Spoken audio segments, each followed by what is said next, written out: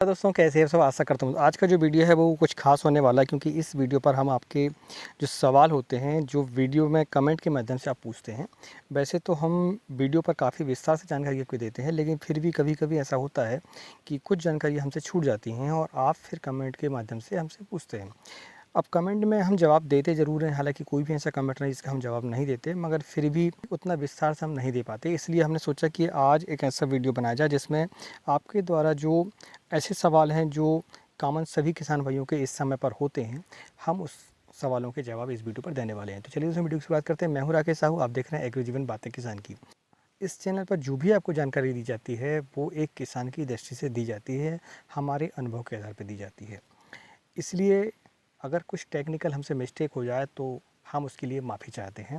इस वीडियो को आप पूरा देखें, क्योंकि हो सकता है जो आगे आने वाला सवाल है वो आपके काम का हो। नरेंद्र प्रधान जी लिखते हैं, ये सर कोकोपीट और वर्मी कंपोस्ट का रेशियो क्या होना चाहिए।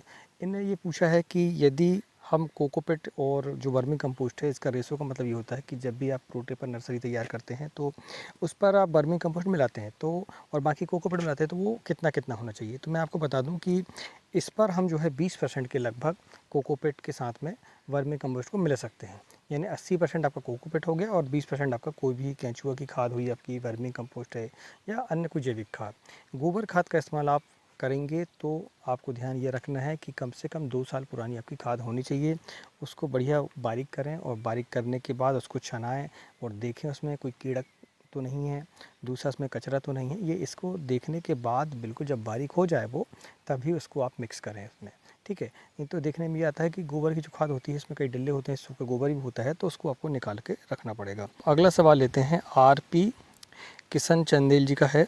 ये लिखते हैं, भैया जी मेरी लौकी पीली होकर सूख रही है, क्या करूं। अब देखिए ये सवाल जो है वो जिन किसान भाई ने लौकी लगाई हुई है ये सभी के सवाल हैं, इसलिए अगला जो सवाल है वो हो सकता है आपका हो। तो इसका हम जवाब दें तो बात ये है दोस्तों कि अभी का जो टेम्परेचर है वो थोड़ा हाई चल रहा है और बारिश भी बीच में हो रही है, तो ये गलन की जो समस्या है, एक तो गलना, फलों का गलना एक बीमारी होती है जो कि फंगस के कारण होती है, और दूसरा हम देखते हैं जब टेम्परेचर ज़्यादा होता है तो फिर जो मधुमक्खियाँ हैं वो कम आती हैं, परागण जो है फूलों का कम हो पाता है। तो ऐसे समय पर खासकर बेल वर्गीय सब्जियों में दिक्कत आती है। तो आपको एक तो कैल्शियम बोरान की मात्रा आपको प्रॉपर चलानी पड़ेगी स्प्रे पर भी और ड्रिप पर। दूसरा, इसके लिए आप जो है फंगस की समस्या है तो उसके लिए आप रोको फंगिसाइड का इस्तेमाल कर सकते हैं स्प्रे के रूप में। और तीसरा, इसमें जो है यदि आप पौधे को 52-34 देते हैं, फास्फोरस की मात्रा अच्छे से देते हैं, तो ये समस्या आपको देखने को नहीं मिलती। थोड़ी बहुत समस्या अगर होती है तो कोई दिक्कत नहीं है, मगर फिर भी ज़्यादा समस्या नहीं होनी चाहिए। अगला सवाल है ये रतिराम साहू जी का। ये लिखते हैं कि सर इस माइक्रोराइज़ा में गुड़ बेसन के साथ साथ होमिक भी मिला सकते हैं। हमने एक माइक्रोराइज़ा के बारे में वीडियो आपको दिया था, उसकी जानकारी आपको दी थी कि उसका इस्तेमाल आपको कैसे करना चाहिए सारी चीज़ें। तो उसमें हमने गुड़ मिलाने को बोला था उसके गुड़ान के लिए, ठीक है, मल्टीप्लाई करने के लिए। तो आप बेसन में इस्तेमाल कर सकते हैं, लेकिन इसके साथ में होमिक एसिड की जहाँ बात है तो होमिक एसिड भी आप कर सकते हैं, लेकिन फिर भी आप चाहें तो होमिक एसिड को फिर गुड़ के साथ मल्टीप्लाई करके अलग से और 2 दिनों के बाद दे दें तो ज़्यादा ठीक रहेगा। ज़्यादा चीज़ों को एक साथ मिक्स करने की आवश्यकता आपको नहीं है।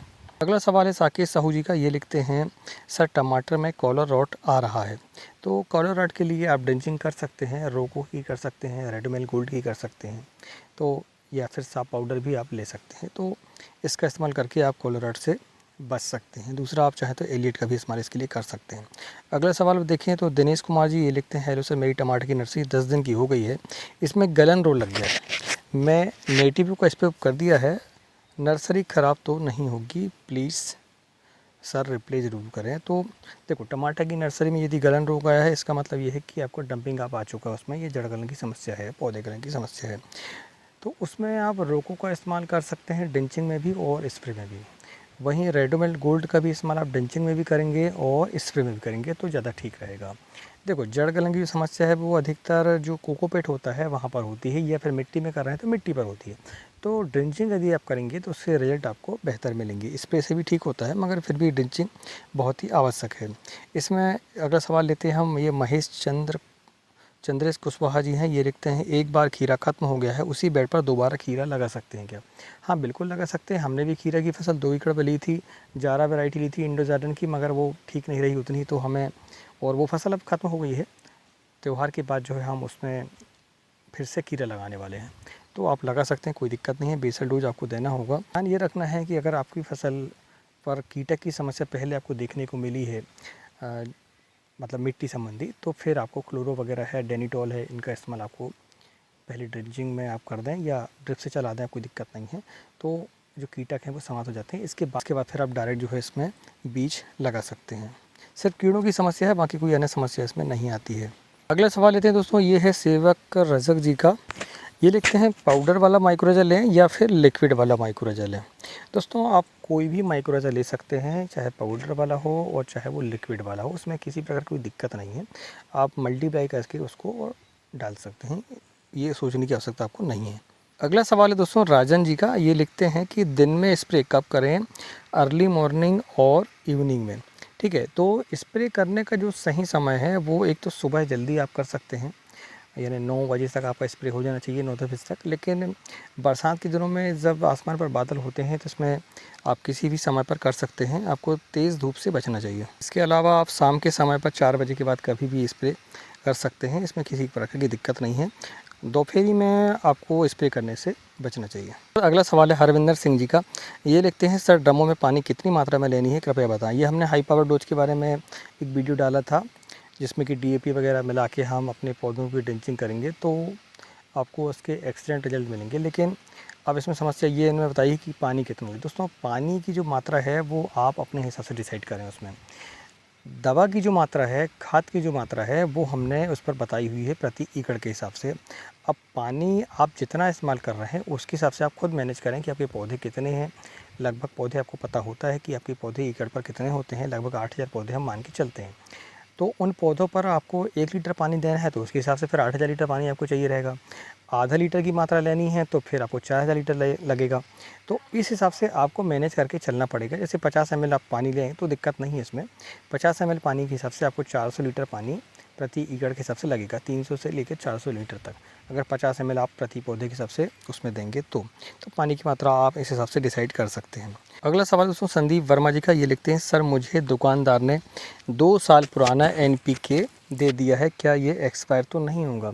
तो वैसे तो 2 साल पुराना एक्सपायर नहीं होता है, कोई दिक्कत नहीं है इसमें। आप डेट देख लें और उसमें कोई ज़्यादा समस्या नहीं है, लेकिन फिर भी कोशिश करें कि ज़्यादा पुराना नहीं होना चाहिए, है ना।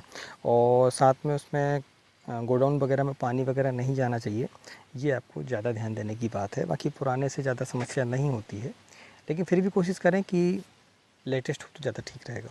अगला सवाल एक बहुत ही महत्वपूर्ण आया इसमें कि नितिन पवार जी लिखते हैं कि टमाटर में लिहोसिन कौन सी स्टेज में स्प्रे करना चाहिए।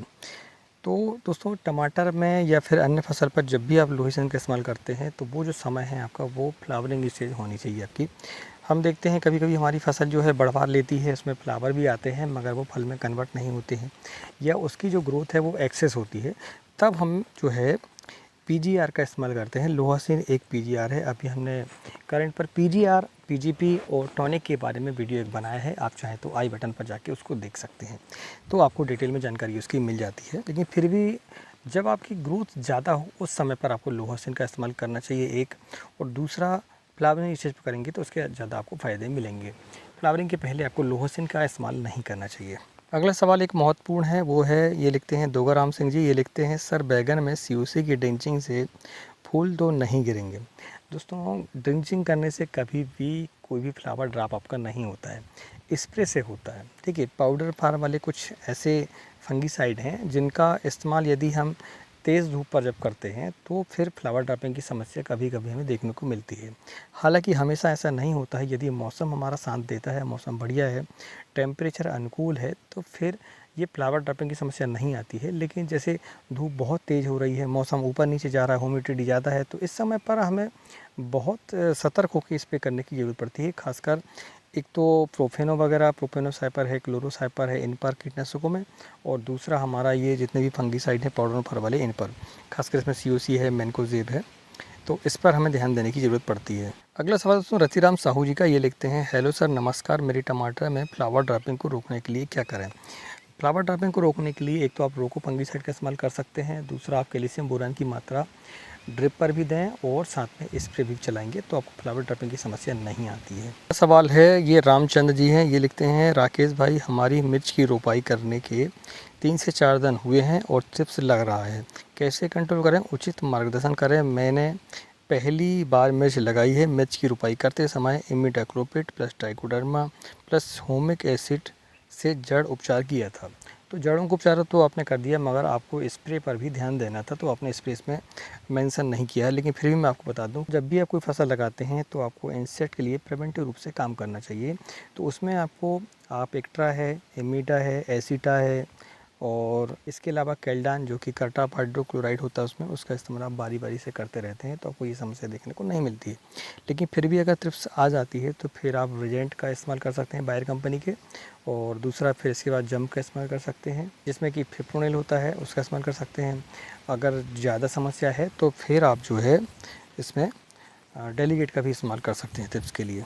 दोस्तों मैं आपके लिए सवाल ऐसे ढूंढ रहा हूं जो कि कॉमन सवाल हैं, जो आपके हो सकते हैं और सभी किसान भाइयों को होते हैं, इसलिए आप वीडियो को लाइक करें, क्योंकि लाइक करने को पैसे लगते नहीं हैं। अगर चैनल पहली बार आए हैं तो चैनल को सब्सक्राइब करें।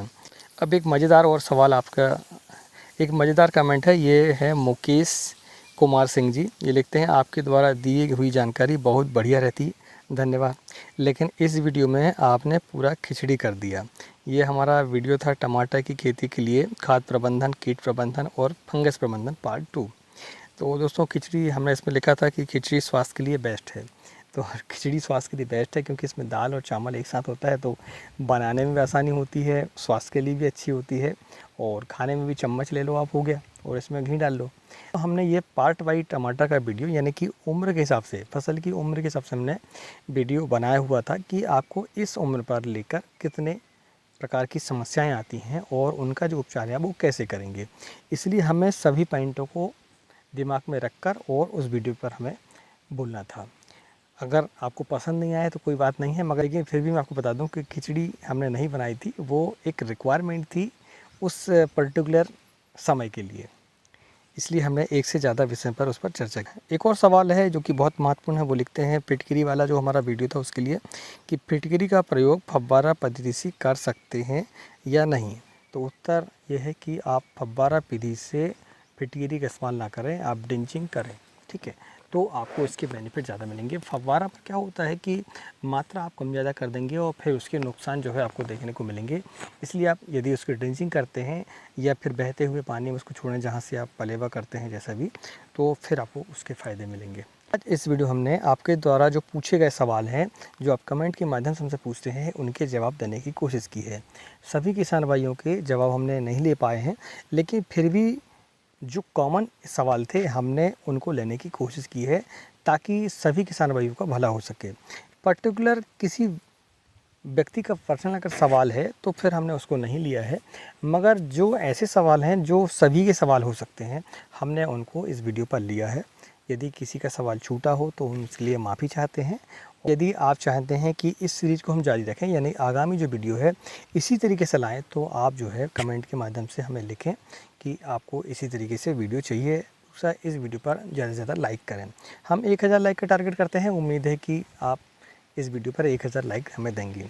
आज की वीडियो में इतना ही, मिलते हैं एक नई जानकारी के साथ, तब तक नमस्कार, जय हिंद, जय किसान, जय जवान।